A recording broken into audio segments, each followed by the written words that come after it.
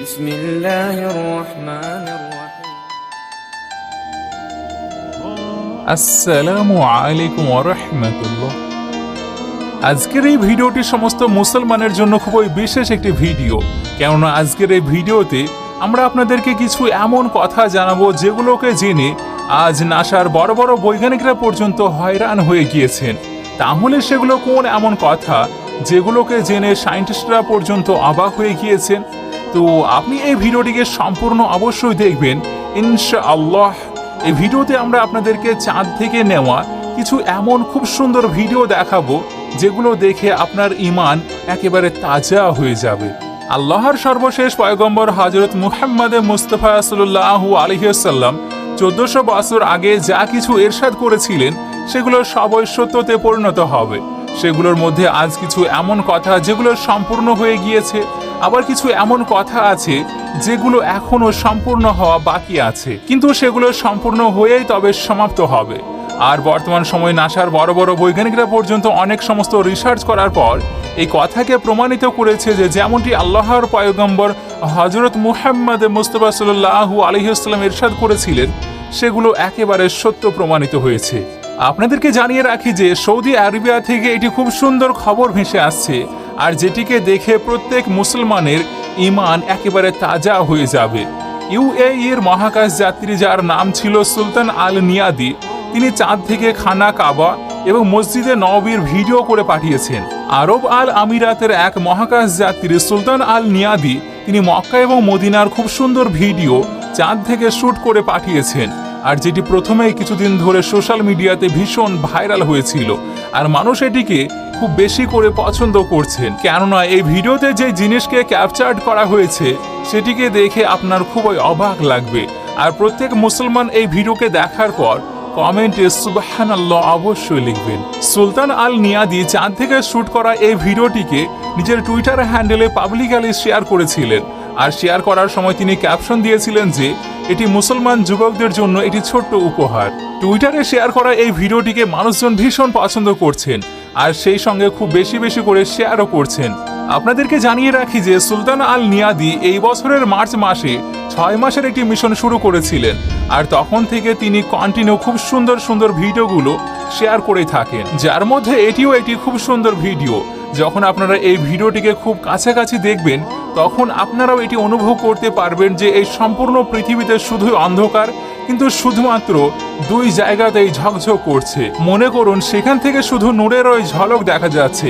সম্পূর্ণ পৃথিবীতে নূর শুধুমাত্র কাবা শরীফ এবং হুজুর সাল্লাল্লাহু আলাইহি ওয়াসাল্লামের শহর মদিনাতে আছে, আর এই জিনিসকে একদমই অস্বীকার করা যাবে না।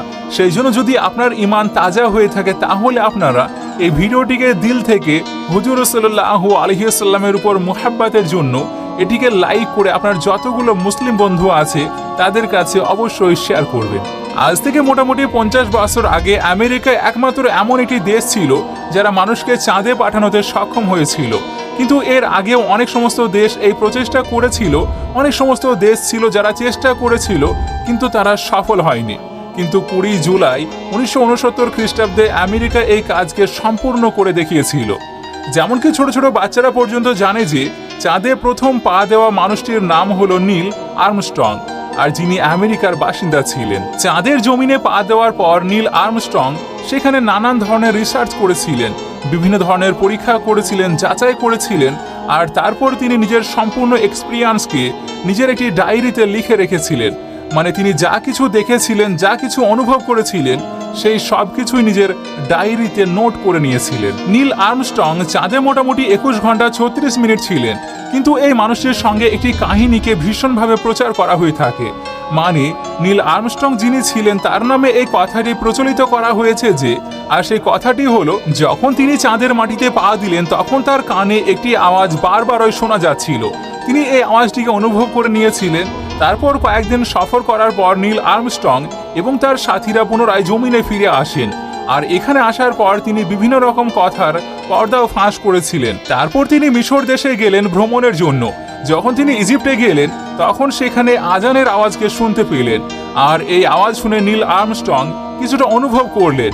তখন তিনি ভাবতে লাগলেন এটি তো সেই আওয়াজ যে আওয়াজ আমি চাঁদে বারবার শুনতে পাচ্ছিলাম। তারপর যখন তিনি এই কথার পর্দা ফাঁস করলেন, মানে আমি এই আওয়াজকে চাঁদে শুনেছি, তখন মানুষজন তাকে বললেন এই আওয়াজটি আমাদের আজানের আওয়াজ। আর এমন কথা শুনতেই সঙ্গে সঙ্গে নীল আর্মস্ট্রং ইসলামকে কবুল করে নিলেন। এবার এই কথাটি শুনে আপনার মনে কিছুটা সন্দেহের দানা বেঁধেছে হয়তো, আপনিও ভাবছেন যে এমনটি কেমন করে হতে পারে। তো এই জন্য আমরা এর সত্যতাকে যাচাই করে দেখলাম, তখন এটি জানতে পারলাম যে এমন কাহিনী নীল আর্মস্ট্রং এর সাথে একদমই ঘটেনি। এটি একেবারে মিথ্যাভাবে ছড়িয়ে দেওয়া হয়েছিল। নীল আর্মস্ট্রং চাঁদে কোনো আওয়াজকে শোনেইনি, বরং নীল আর্মস্ট্রং এবং তার সাথী, যার নাম এডউইন অলড্রিন ছিল, যখন তাদের দুজনের ইন্টারভিউ নেওয়া হয়েছিল তখন তাদের সঙ্গে জিজ্ঞেস করা হয়েছিল যে চাঁদের জমিনে তাদের কেমন এক্সপিরিয়েন্স ছিল। তখন তারা জানায় যে নীল আর্মস্ট্রং যখন চাঁদে নামে তার মোটামুটি 19 মিনিট পর আমি চাঁদের মাটিতে পা দিয়েছিলাম। তারপর আমরা সকলে সেখানে কিছু ঘন্টা অতিবাহিত করি। তিনি বললেন, যখন আমি চাঁদে পা দিলাম তখন চাঁদ একেবারে নিস্তব্ধ ছিল, কোনো আওয়াজই ছিল না। এই ইন্টারভিউতে তিনি কোনো আওয়াজের উল্লেখই করেননি। তো সেই জন্য একটি মিথ্যাভাবে ছড়িয়ে যাওয়া কথার উপর কোনো রকম যাচাই না করে নেওয়া, মালয়েশিয়া, ইন্দোনেশিয়ার মতো কয়েকটি দেশে নীল আর্মস্ট্রং এর এই ইসলাম কবুল করে নেওয়ার কথাটি মিথ্যাভাবে ছড়িয়ে গিয়েছিল। আর এই খবরটি ছড়িয়ে যাওয়ার পর Neil Armstrong Asian research centre international Christian ফেলোশিপের ডাইরেক্টরকে পত্র লিখে পরিষ্কার করেছিলেন, যেখানে তিনি পরিষ্কার ভাষাতে লিখেছিলেন যে আমার ইসলাম কবুল করা এবং চাঁদে আজানের আওয়াজ শুনতে পাওয়ার কথাটি একেবারে মিথ্যা। আর এই টপিকের উপরে ভিত্তি করে হুজুর সাল্লাল্লাহু আলাইহি ওয়াসাল্লামের একটি হাদিসে মুবারকা এসেছে, একজন মানুষের মিথ্যাবাদী হওয়ার জন্য শুধুমাত্র এতটুকুই যথেষ্ট যে সে যা কিছু শুনলো সেটির যাচাই না করে সামনের দিকে এগিয়ে দিল। তো যাই হোক, এবার থেকে আমরা যে কোনো কথাকে বিশ্বাস করার আগে সেটিকে ভালো করে সত্যতা যাচাই করে নেব। এবার যদি আজানের কথা উঠে আসে, তাহলে আজানের সম্বন্ধে কিছু আশ্চর্য অদ্ভুত তথ্য জেনে নেই। আল্লাহ রাব্বুল আলামিন আজানকে কিছুটা এমনভাবে ব্যবস্থা করে রেখেছেন যে যেখান থেকে 24 ঘন্টায় এই পৃথিবীতে আজানের ওই আওয়াজ শোনা যায়। ধরুন কোথাও ফজরের আজান হচ্ছে, তো কোথাও আবার জহরের আজান হচ্ছে, তো কোথাও আবার আসরের হচ্ছে, তো কোথাও আবার মাগরিবের হচ্ছে, তো কোথাও আবার এশার আজান হচ্ছে। যদি আপনি সম্পূর্ণ পৃথিবীর টাইম জোনকে চেক করে দেখেন, তাহলে এটি জানতে পারবেন যে, এবং আপনি অবাকও হবেন, এই দুনিয়াতে কোথাও দিন হচ্ছে তো কোথাও আবার রাত্রি হচ্ছে। আর আপনি দেখতে পাবেন আজান তার নিজের সময়ে হয়ে থাকে। এবার সেখানে বাংলাদেশের সময় আলাদা, ভারতের সময় আলাদা, পাকিস্তানের সময় আলাদা, সৌদি আরবিয়ার সময় আলাদা, আমেরিকার সময় আলাদা। আর এর মধ্যে যতগুলো দেশ আছে সেখানে সময়ে সময়ে আজান হয়ে থাকে। আজানের জন্য একটি নির্দিষ্ট সময় নির্ধারণ করা থাকে আর সেই সময়ে আজান হয়। আর এমনইভাবে এমন কোনো সময় নেই, এমন কোনো ঘন্টা নেই, এমন কোনো মিনিট নেই, এমন কোনো সেকেন্ড নেই যেখানে আজানের আওয়াজ হচ্ছে না। প্রত্যেক সময়ে এই পৃথিবীতে আজান হয়ে থাকে। যখন ইন্দোনেশিয়ার মুয়াজ্জিন ফজরের আজান দেবেন, তখন আফ্রিকার মুয়াজ্জিন এশার আজান দেবেন। তো এমনভাবে এই পৃথিবীতে একটি সময়ও এমন বাকি থেকে যায় না যে সময়টাতে আজান হয় না। আর এটি হলো সেই মহান রব্বুল আলামিনের করিশ্মা, যেটিকে আজ আমরা চাঁদ বলে জেনে থাকি। আর যেটি আমাদের কাছ থেকে 3,85,000 কিলোমিটার দূরে অবস্থিত আছে, সেটি ইসলামিক তালিমাতের মতে আজ থেকে 1400 বছর আগে আল্লাহর শেষ পয়গম্বর হযরত মুহাম্মদে মুস্তাফা সাল্লাল্লাহু আলাইহি ওয়াসাল্লাম সেই চাঁদের 2 টুকরো করেছিলেন। তাহলে প্রশ্ন এটি যে আজকের বর্তমান বিজ্ঞান যারা চাঁদ পর্যন্ত পৌঁছে গিয়েছে আর অনেক সমস্ত অ্যাস্ট্রোনট চাঁদে পাও রেখে দিয়েছেন, তাহলে কি তারা চাঁদের যে 2 টুকরো হয়েছিল তার কোনো প্রমাণ পেয়েছে না পায়নি? তাহলে তার আগে আপনাদেরকে এটা জানার দরকার যে চাঁদের টুকরো হওয়ার ঘটনা শেষ পর্যন্ত কেমন ভাবে ঘটেছিল।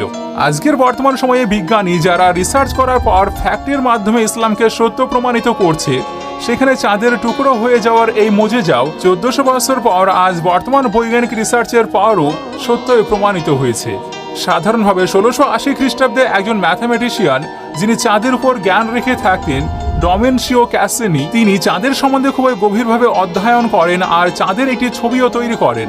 তিনি চাঁদের এই ছবিতে মধ্য দিয়ে একটি রেখা তৈরি করেছিলেন, কিন্তু তিনি নিজেও এই চাঁদের রেখার সম্বন্ধে অজ্ঞাত ছিলেন। তো সেই জন্য চাঁদ যে 2 টুকরো হয়েছিল সেটির এমন প্রমাণ ছিল যেটি প্রথমবার কোনো অমুসলিম বৈজ্ঞানিক এই পৃথিবীর সামনে উপস্থাপন করেছিলেন। এর 200 বছর পর যখন নাসা চাঁদের ছবি প্রকাশ করলো, তো তখন সেই ডমেনশিও ক্যাসিনি নামের ম্যাথামেটিশিয়ানের ছবি এবং বর্তমান নাসার ছবিকে যখন মিলিয়ে দেখা হলো, তখন দুটোতে যে রেখা ছিল সেটি একেবারে একই রকম। আর যার পর বৈজ্ঞানিকেরা আরো বেশি রিসার্চ করতে শুরু করলেন, ভাবতে লাগলেন যে চাঁদের উপর এমন রেখা কিসের জন্য। যেমন কি আল্লাহ রাব্বুল আলামিন ইরশাদ করেছেন, খোঁজ করে দেখো আমার বানানো জিনিসের মধ্যে যেই নিশানা আছে সেগুলো বুদ্ধিমানদের জন্য। আর এমনটি হলো। তারপর বিভিন্ন তথ্য সামনে আসতে লাগলো।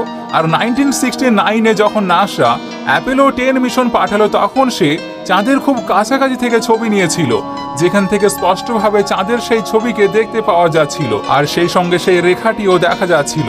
আর এটি হলো চাঁদ যে দুই টুকরো হয়েছিল তার স্পষ্ট নিশানা। যদি আপনারা চান চাঁদ দুই টুকরো হওয়ার ঘটনা কিভাবে সামনে এসেছিল, কেন রাসূল সাল্লাল্লাহু আলাইহি ওয়াসাল্লামকে চাঁদের মতো এক বৃহৎ জিনিসকে দুই টুকরো করতে হয়েছিল, আর বর্তমান সময়ে বিজ্ঞান এই কথাকে কতটা সমর্থন করে সেটিকে নিয়ে একটি সম্পূর্ণ ভিডিও বানানোর, সেটির সম্বন্ধে যদি একটি সম্পূর্ণ ভিডিও আপনারা দেখতে চান তাহলে কমেন্ট বক্সে অবশ্যই জানাবেন। ইনশাআল্লাহ আপনাদের কথাকে গুরুত্ব দিয়ে আমরা এই বিষয়ের উপর একটি সম্পূর্ণ ডিটেলসে ভিডিও অবশ্যই নিয়ে হাজির হব। আপনাদের সঙ্গে আমি নাহিদ, আমাদের সঙ্গে জুড়ে থাকার জন্য শুকরিয়া। আসসালামু আলাইকুম ওয়া রাহমাতুল্লাহি ওয়া বারাকাতুহু।